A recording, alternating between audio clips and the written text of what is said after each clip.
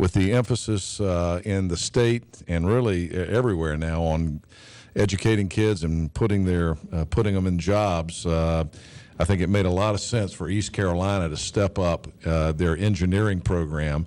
And so recently, it's been designated as a full College of Engineering. Here to talk about that, Dr. David White, who is the Dean of the College of Engineering at East Carolina, and Dr. Hayden Griffin, who is the chair of the department. Good morning, folks. Good morning, Henry. Good morning. How are Everybody's got the purple ties on this morning. We were just talking Right. about Hayden being a Virginia Tech alum. But you were smart enough to wear the purple tie this morning. Absolutely. How you doing? I'm doing well. A little Things rough are week good. for the Tech. It was a little bit of a rough weekend. ECU came to play. Yes. And they played well. Yeah. We're well. I think we got another one this week, as I recall. There seems to be another game coming up. there's Yeah. one Is there another coming game up on the that's- schedule this Yeah, week? I believe there is. I seem like I heard a little talk about something going David- to Orange County or something like that. David, as Dean, you've been pushing this idea of taking East Carolina's engineering department to a new level for a long time. I know you've pushed this thing really hard, but finally, the designation is a full College of Engineering. What's that going to mean for East Carolina? Well, I think, Henry, you're right. It's been a long time coming, and I want to thank everybody that helped support us, especially you on that account. What it means, I think, to East Carolina and this region is with a College of Engineering and Technology, we have the visibility now that we didn't have before, and when new companies are thinking about coming in, they know we're going to, just by looking a 30,000-foot view of our website will show that we have the talent that they need to get started. So I think what we hope to see happen is that as this engineering program grows and develops, that it's going to result in more jobs, more opportunities in Eastern North Carolina, and our students are getting good opportunities to work right here in the East. So it's going to be big for us in many ways. You know, I mentioned that NC State, of course, has a world-class, very renowned College of Engineering.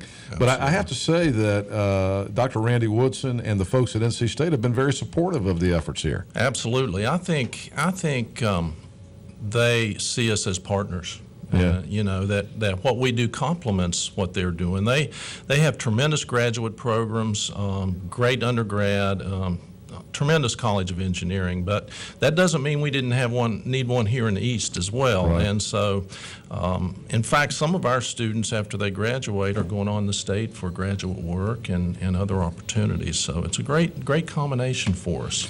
Dr. Griffin, what kind of jobs?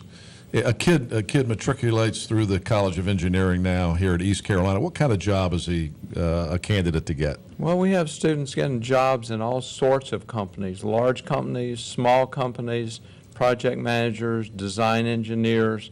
We have some of our graduates are working for banks, running statistics and numbers, pharmaceutical companies.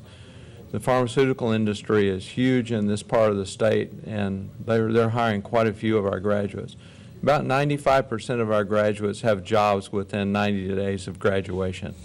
So if you've got if you've got a kid out there, or we probably don't have a lot of high school kids listening or watching this program, but if a parent has a child looking for a job and has a tendency maybe to lean a little bit in that direction, this would be a great choice for them. When you're talking about 95% of them get jobs right out of college, that's pretty good.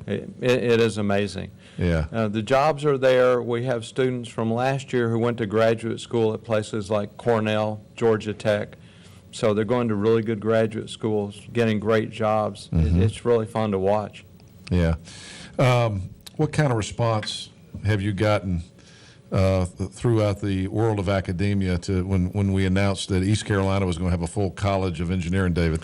Well, I think the response was just overwhelmingly positive. Our economic development partners did a dance, I must say. I think Wanda Uhas and all those great folks that I work with in economic development side were just pleased to death that we, had that official designation. Throughout the world of academics, we're getting calls from people we hadn't heard from before. In fact, Hayden and I just spent some time talking to our colleagues over in Western Carolina about some things that they're doing over there. And I truly believe that the increased visibility is putting us in a great place to connect with other universities and colleges and just, continue growing. We aim to grow our program to about 1,000 undergraduate students, Henry, and we're a little over halfway there now. We're right on 600 or close to it. So you figure in the course of 10 years, we've gone from basically a small class of maybe 25 or 30 students to now almost 600. I actually remember East Carolina was working to get the dental school, and I have to give credit to Mark Bassnight. Senator Bassnight was here, and I remember he was speaking at the Brody School of Medicine, and I remember he said, East Carolina needs a college of engineering. And a lot of us in the audience went, what did he just say? Because, funding for these things is hard to come by these days. Absolutely. And universities are like everybody else. They're diving for dollars, Hayden. But that was probably, might have been 15 years ago, but it was kind of prophetic. I mean, what will happen differently now that we've gone from being just an engineering department to a full college of engineering at ECU? I assume you'll garner more attention from kids who want that degree. We are getting more attention from kids who are interested in engineering, and we have become one of the primary choices for honor students across ECU as well. No kidding. Probably That's number great. 2 in terms of EC scholars this year, and the quality of the students is up. We're keeping our classes small. People ask me what's different between here and state, and I say, well, it's different. It's apples and oranges. Mm-hmm. Our classes are small. We have a lot of labs. We take good care of the kids here. And so if a kid gets out of school, we talked about, the fact that he's likely to get a job, or she. And by the way, do you have a lot of female students? We're about 15% women, which is about the national average. Right. So less women go into engineering. I wonder why that is. I mean, you would think in today's environment there'd be more female students that might go in that direction. There's been a lot of research done, and the government has spent a lot of money doing research trying to answer that question, and I'm not sure there is. We don't know what the answer is. It's just a traditional male job, I guess. It's a traditional male job, and the women are always interested in caring for others and helping society, and a lot of people really don't realize the role that engineers play in improving society and improving the state of people. Yeah. Tell me describe a job. You hear the word engineering, and that's a broad stroke. But tell me what kind of jobs these kids are going to be getting when they get out of school. Well, some of them may end up doing mechanical design. Given the jobs in the East, a lot of them are manufacturing. So they'll be working with solving manufacturing problems, making their plants run more efficiently so they can get their profits up, bringing in new manufacturing lines as manufacturing recovers in the East. There's a lot of good new manufacturing jobs coming back to Eastern North Carolina. We just, you mentioned Western Carolina earlier, David. I was just over there last week, and just totally impressed with what they're doing. They're putting an emphasis on engineering as well, as you said.